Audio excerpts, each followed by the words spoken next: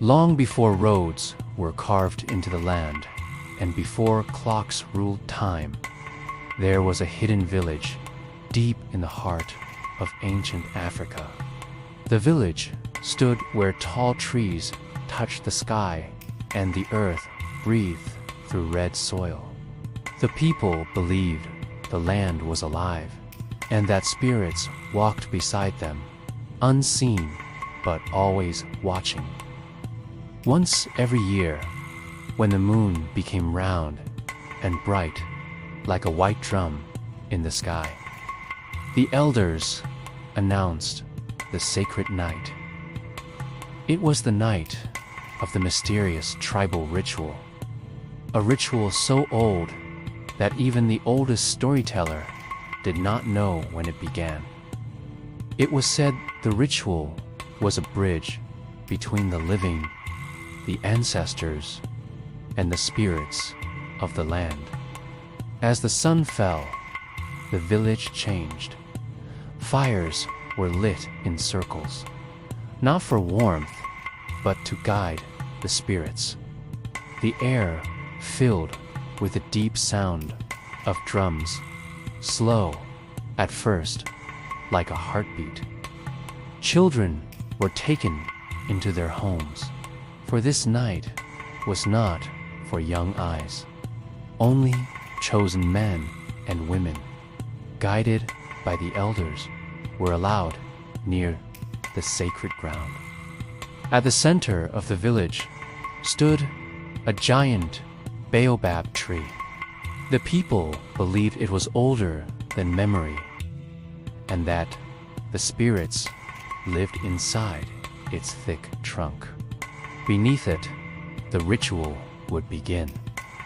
The shaman appeared from the shadows, wearing a mask carved from ancient wood.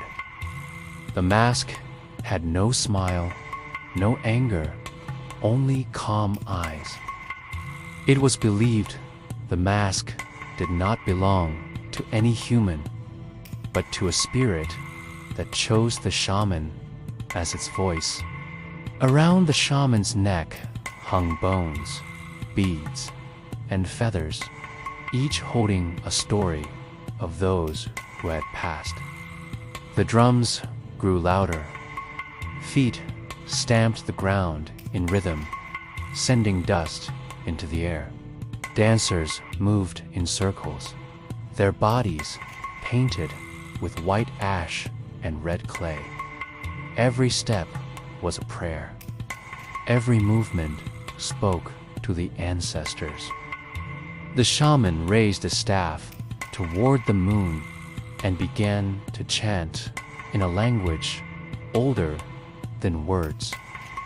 It was not meant to be understood, only felt. As the chant echoed through the trees, the wind rose suddenly, even though the night had been calm moments before. Fires flickered wildly, and shadows danced like living things. The elders poured sacred herbs into the fire. Thick smoke curled upward, carrying wishes, fears, and hopes into the sky. It was believed the smoke opened the door between worlds.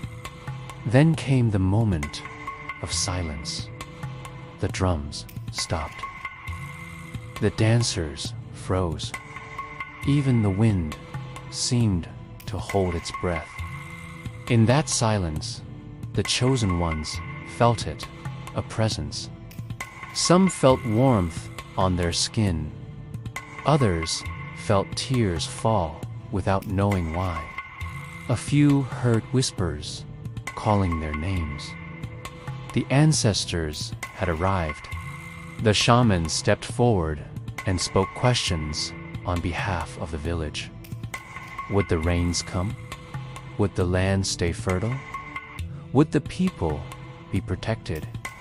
The answers did not come as words, but as signs. A sudden gust of wind, a spark jumping from the fire. The cry of a distant animal. At last, the shaman lowered the staff. Slowly, the drums returned, softer now, like a heartbeat settling into rest. The fires were allowed to burn down. The spirits, satisfied, returned to their unseen world. As dawn approached, the village woke to birdsong and golden light. The land felt calm, as if it had listened and answered. No one spoke much that morning. The ritual was never discussed in detail. Some things were not meant to be spoken, only remembered in the soul.